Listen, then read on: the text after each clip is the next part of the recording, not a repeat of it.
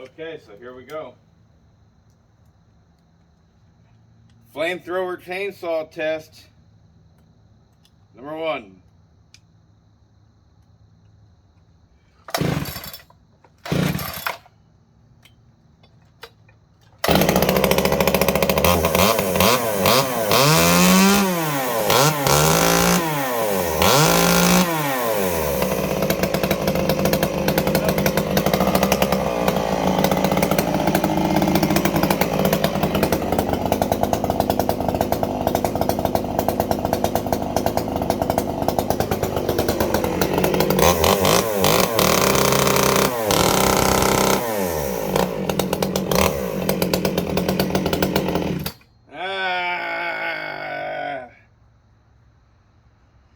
Let's go talk about it inside. Disappointment.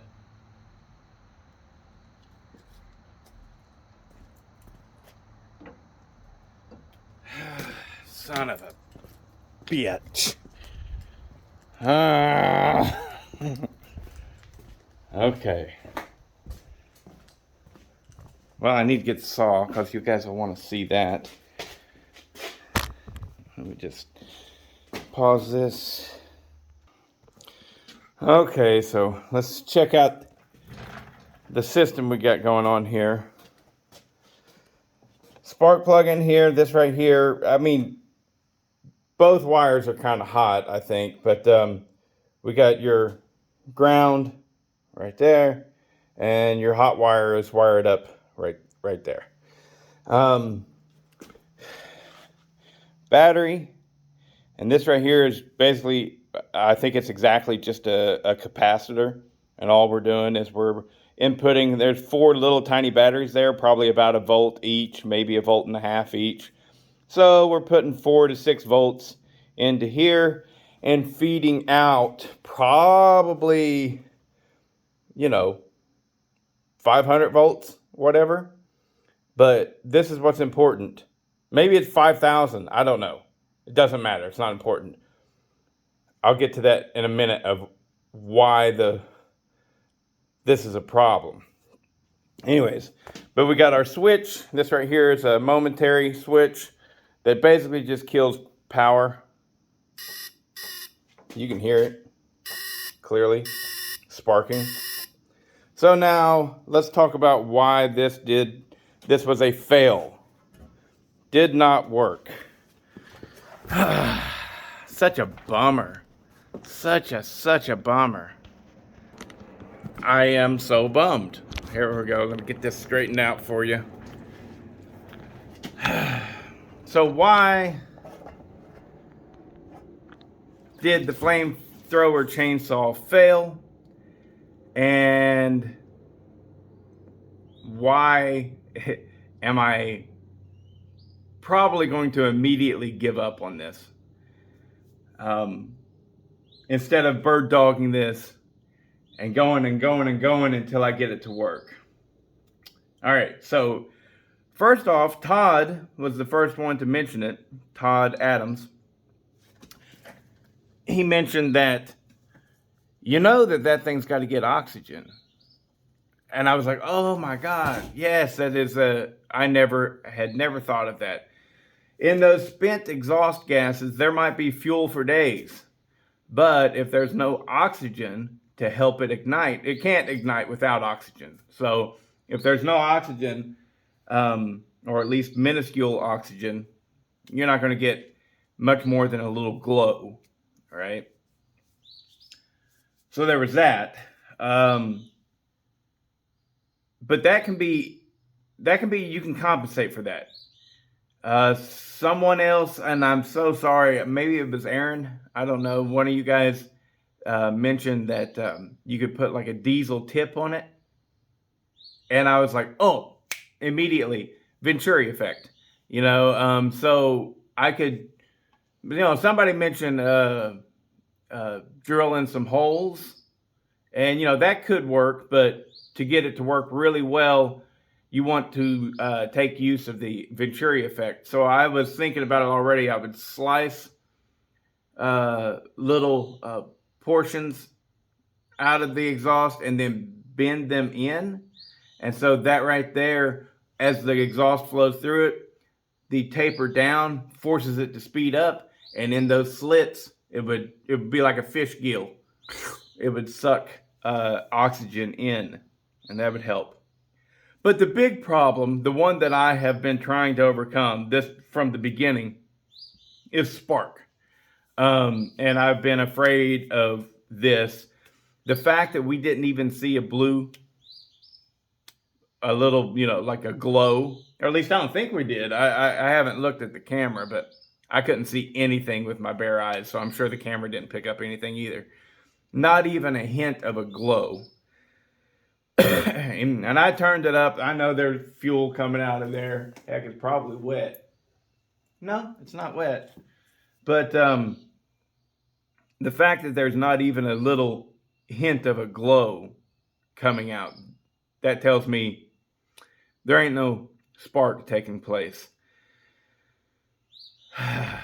And the reason being is, while this thing may be able to produce 5,000 volts, may be able to produce 10,000 volts. I don't know what it's doing. It ain't got no amperage. There ain't no oomph behind it. And whenever I was testing it on the spark plug, it looked like it was a weak spark to me. It looked like, it didn't have the nice white blue spark. And I immediately thought, yeah, this might not work. I tried going from my actual coil up there, running it, I split it from the coil wire here, the spark plug wire here, over to this spark plug. I just split it. And that didn't work because the electricity is just like water. It's going to choose the path of least resistance. So instead of giving even spark to both, I was giving spark to one or nothing. And it was going to this one right here, because as soon as fuel got in there, then this became the path of least resistance. So that's not going to work. And so I don't think it's possible within reason. Now, I did have the idea, see, with this pole in here, that right there is your gas tank. Well, if I can take and make that a really small gas tank or something, like the gas tank is this size right here. Well, let's say I cut it in half and just had a long filler neck, to where your gas tank set way back here, but had a long filler neck up to this. It would look the same, right? But it'd be half the size of the fuel tank would be half the size. And you'd have all this empty space right here. Well, then in theory, I could mount a second coil, a second coil back here. It wouldn't cause any real drag on the engine or anything like that. It would operate and function normal. So in theory, I could install a second coil, and that second coil would power this. And that would be easy enough, and I could get good hot spark then. But am I going to go that far?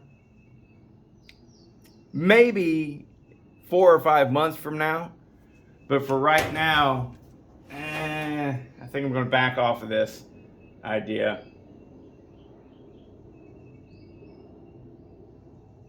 Yeah, I got this idea probably 8 months ago. Just popped in my head, just popped in my head. And I was just like, yeah, man, I could do it. I can make a real flamethrower. A little bummed on that one. But yeah, that's a crazy idea. Who cares? Maybe I'll get back to it and maybe add the second coil like I was talking about, because that's what it's going to take. This is just not, it's just not a hot enough spark.